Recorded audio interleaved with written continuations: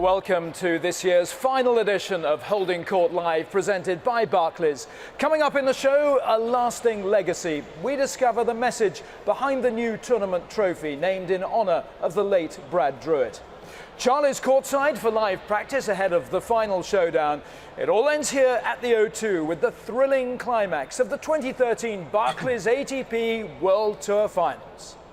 Who would have to change the mentality from what they've been doing so far throughout their first four matches? Well, it's a fascinating question. And I just want to quickly, before I answer that, just touch on what Robbie said there. I think if he hadn't beaten him in the final of Beijing, this hangover that I think we've seen from Djokovic since losing the semi-finals to Nadal at the French Open would still have been evident. But he beat him in the final in Beijing. It's played in an enormous stadium, very little breeze, so it's almost like an indoor event, that one. And very similar to here, so I think that will have given him a lot of confidence. But I think, just touching upon what I said earlier, for the first time in Nadal's career, when he came up against Djokovic, he had to think about what to do against the right-hander. Previously, a lot of topspin, cross-court with the forehand. Serve the slice, serve out wide to the right-hander's backhand. Doesn't matter if he was playing the greatest player ever to play our game, Federer, it still worked. So just, phoned it in every day against the right-hander. But then suddenly the Djokovic backhand improved and improved, and then that game plan didn't work. So Djokovic is very comfortable rallying with Nadal, forehand to backhand. So then Nadal suddenly has to start thinking about, what do I do to change this up? Because if he drops it short, Djokovic goes down the line with the backhand. Then suddenly Nadal's defending. Now what does he do there? Does he go back up the line? Djokovic just goes backhand cross, starts to move Nadal and open up that backhand to attack.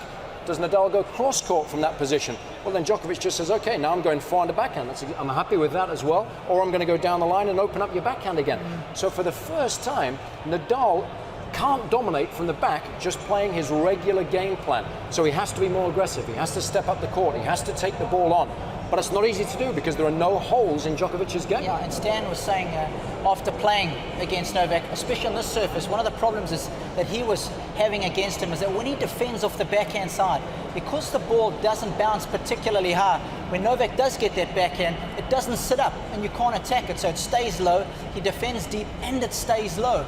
So, how do I find holes in his game?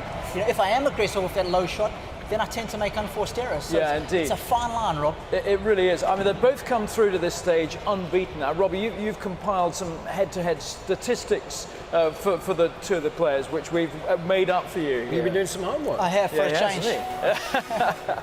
No, it's interesting when you have a look at all the numbers between these guys, and there's very few, very little, should I say, to choose between these guys, both serving very well. Look at the first serve percentage for both of them, very effective. Winners to unforced errors, Jason was commenting on that. Obviously, Novak is having to play a little bit more aggressive, and that's why he's hit more winners. Of course, he's made a few more unforced errors as well. Or forehand winners, backhand winners, very similar, a few more backhand winners for Novak. And of course, one of the best shots in the business, as Jason was saying, it's the one shot that can comfortably neutralize the Nadal forehand. That is the key to victory as far as Djokovic is concerned, his backhand.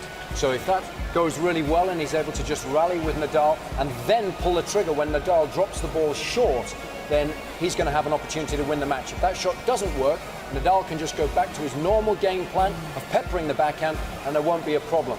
But it's worth touching upon the match that they played in the final in Beijing a few weeks ago. Djokovic said yesterday in his post-match interview he needed to serve well today. In that match, he made 71% of his first serves, and in the whole match, he only lost 6 points on serve. 3 on his first serve, 3 on his second serve. So in the whole match, Nadal was only able to win 6 points when returning, and this is one of the best returners in the business. That's how important the first serve is to Djokovic. And then when returning, Djokovic won 66% of the points when he got a look at Nadal's second serve. So they always say you're only as good as your second serve, and that's the problem for Nadal. Rolling it in to Djokovic's backhand, and suddenly you're playing to your opponent's strength, and he's able to hurt you with that shot. So that backhand, key to victory for Djokovic. And how will Nadal have to adapt to that? How will he change to make sure that doesn't happen again? Because that is not a good stat to win 6 points on return in a whole match. No, I agree. But just touching on what Jason was talking about, I think Nadal's serve is going to be very important. We've seen how much he used the body forehand service. We saw it against the likes of Ferrer and Berdych. I think that serve is going to be critical today, especially if the court's not helping him with the serve out wide, especially on the ad side. So if I think he can go body forehand and tie Novak up here with his hands a little bit so he can't get a good strike on the ball, we know that if Novak drops the return nice and short, Nadal's going to be all over it, dictating with that first shot being the forehand. That's the big challenge for him. If he gets to dictate with the first shot off the forehand, he's so much more effective. But if Djokovic gets the return to his backhand, the point is neutral. And he's already had an opportunity to practice, because when he played David Ferrer, he's similar in terms of the quality of his return. The backhand is outstanding, one of the best shots in the business.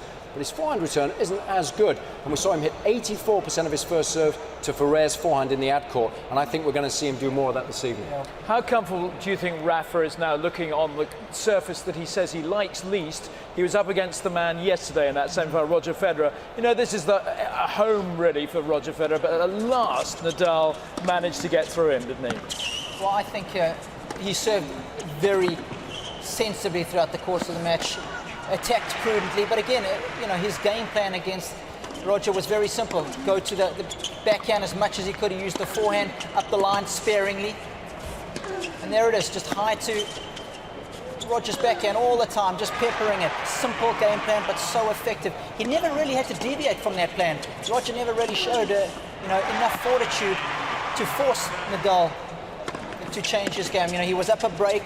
He did relinquish the break, but straight away Nadal was back on him again. And I think plenty of positives for Roger. He's playing a little bit better, but unlocking Nadal is going to prove a problem for him from here on in, I believe. And the big change Federer made was in previous matches, he only hit about 41% of his backhand slice. Yesterday, he only hit 8 in total slice. Everything was topspin.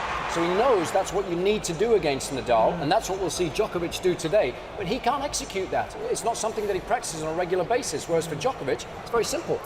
Exactly, and Nadal's won almost everything. So successful on the tour, never won the final showdown, never won the Barclays World Tour final. Will he get nervous? Does he still feel nerves? Is he human? Definitely, I think he will. It's the only real big tournament that's missing from his CV. So I think, if he adds this one, does that make him one of the greatest players of all time, if not the greatest player of all time? I mean, he's still got a couple of years ahead of him. And interestingly, Rafa said in his post-match press conference, if the total number of Grand Slams is the only criteria, then of course Federer is the best. But of course, tennis isn't only about 4 tournaments, is it?